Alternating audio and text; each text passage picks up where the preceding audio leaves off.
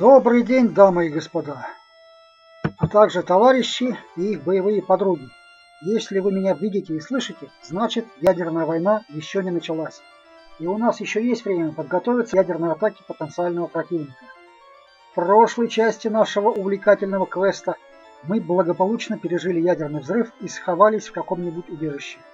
Если вам удалось попасть в официальное убежище и какие-то власти в вашей стране еще сохранили свою дееспособность, просто следуйте указаниям начальства. За любое неподчинение вы будете жестко наказаны, вплоть до расстрела. Если вы доверяете своим властям, окей, ваш выбор. Лично я не доверяю любым так называемым властям, а уж нашим тем более. Так что в официальный бункер бомбоубежища я не побегу в любом случае. И вам не советую. Я вообще сильно сомневаюсь, что в нашем, как и в любом другом российском городе, сохранились какие-нибудь действующие работоспособные бункеры с вентиляцией, воздушными фильтрами, канализацией и так далее и тому подобное для простого люда. И мои подписчики, кстати, подтверждают мои сомнения. Почитайте комментарии к предыдущим видео. Я живу в пригороде, в частном доме с цокольным этажом, полуподвал. Если я не успею продать этот дом и уехать подальше в тайгу до момента ядерной атаки, то первое время буду сидеть в своем полуподвале. Перетащу туда запасы воды, еды, одежды, аптечку и тому подобное. Теперь вопрос на засыпку. А сколько дней безвылазно надо сидеть в этом самом подвале? Итак, вы пережили воздействие 4 из 5 поражающих факторов ядерного взрыва. Остался пятый, самый долговременный – радиоактивные осадки. Чем тяжелее частицы этих осадков, тем быстрее они выпадают из радиоактивного облака на Землю. Интересный факт. Начинка ядерной бомбы состоит в основном из короткоживущих изотопов, период полураспада которых от нескольких часов до нескольких недель. Я не физик-ядерщик по образованию, первому, второму, третьему, и не смогу объяснить, почему ядерные бомбы не начиняют тяжелыми изотопами радиоактивных веществ с большим периодом полураспада. Возможно, это значительно утяжелило бы саму бомбу, а возможно, чтобы не заражать атакуемую территорию на сотни лет и не превращать ее в мертвую, бесполезную для хозяйственной деятельности зону. Тем не менее, факты налицо. Через 7 часов после взрыва уровень радиации в зоне поражения сокращается в 10 раз. Через 49 часов в 100 раз. Через 14 дней в 1000. Через 14 недель бывшая красная зона превращается в почти безопасную. Вы, наверное, решите, что вам лучше просидеть в своем подвале как минимум месяц. Возможно, это было бы самым рациональным решением в идеальном мире.